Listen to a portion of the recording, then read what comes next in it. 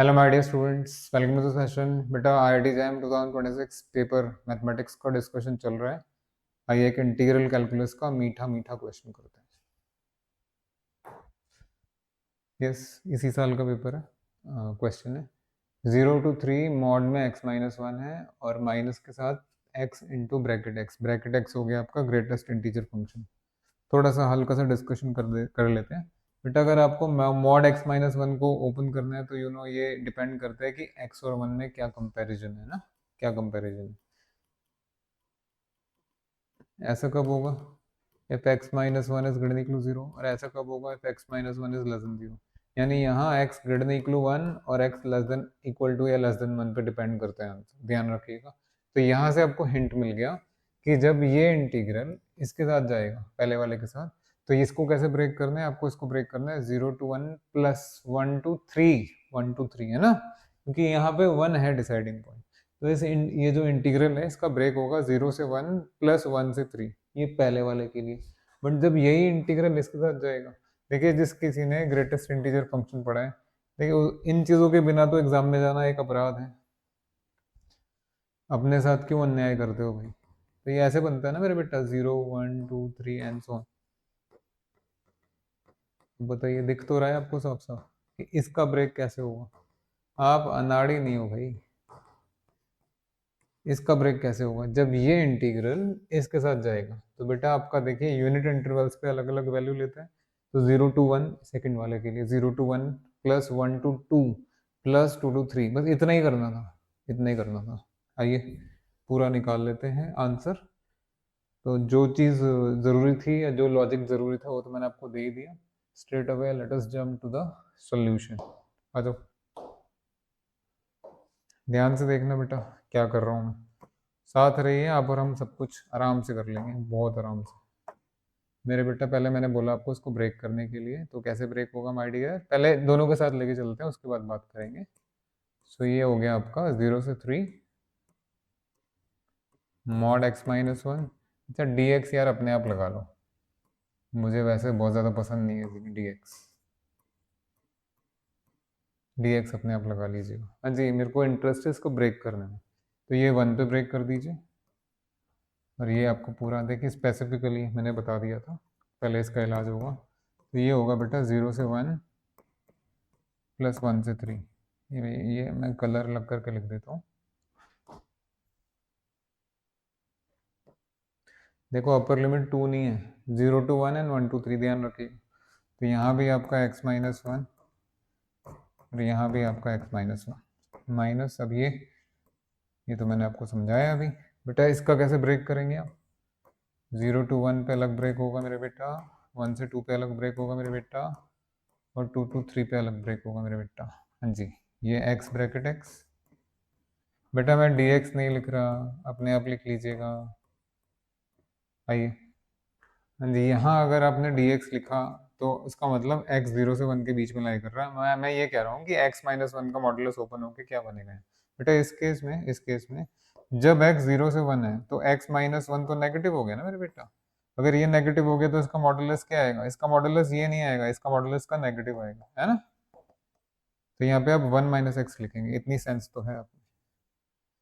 So this will become 0 to 1 1 minus x D x. अच्छा जी, और इसी तरीके से ये क्या बन जाएगा, ये तो x-1 ही बनेगा। कैसे, थोड़ा सा सुन लो। 1 लेस एक्स लेस 3, अब ये लेस 3 को तो छोड़ो। हाँ जी, x अगर 1 से ग्रेटर है तो x-1 पॉजिटिव है, यानी x-1 का मॉड ओपन होके x-1 ही रहेगा। तो इतना तो कर लिया आपने, अब आगे। यस, 0 से 1 के बीच में ब्रैकेट x का वैल्यू 0 होता है। हाँ जी, 1 to 2 के बीच में ब्रैकेट x का वैल्यू 1 होता है, मैंने बताया था शुरू में आपको क्वेश्चन शुरू करने से पहले। प्लस 2 से 3 के बीच में ब्रैकेट x का वैल्यू 2 होता है। अगेन मैं यही बोलूँगा, dx अब अपने आप ही लिख लीजिएगा।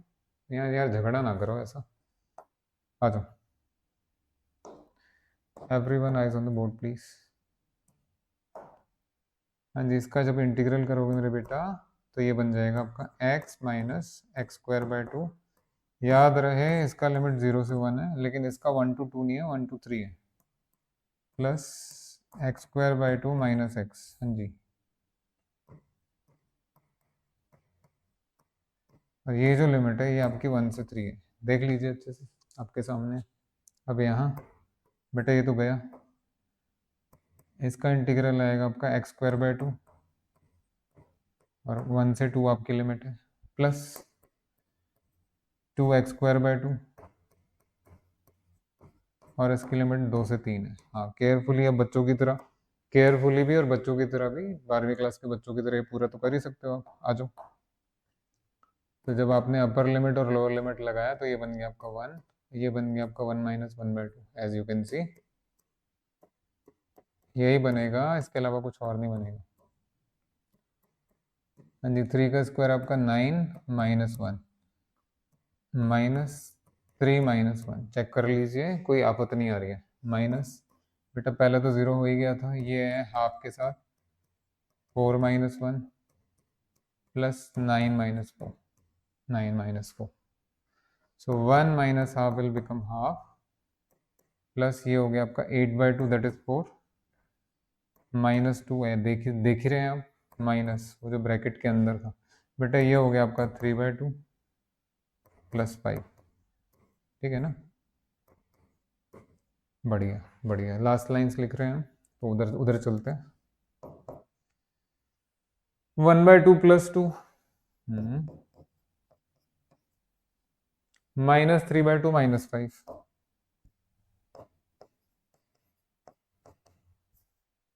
देखे जरा भाई, प्लस में आएगा आंसर, माइनस में आएगा, क्या आएगा। So okay, 1 by 2 minus 3 by 2 कितना होता है मेरे बेटा, 1 ही होता है ना। 1 by 2 minus 1, 1 by 2 minus 3 by 2 is minus 1 minus 3, अच्छा जी। सो ये आ गया आपका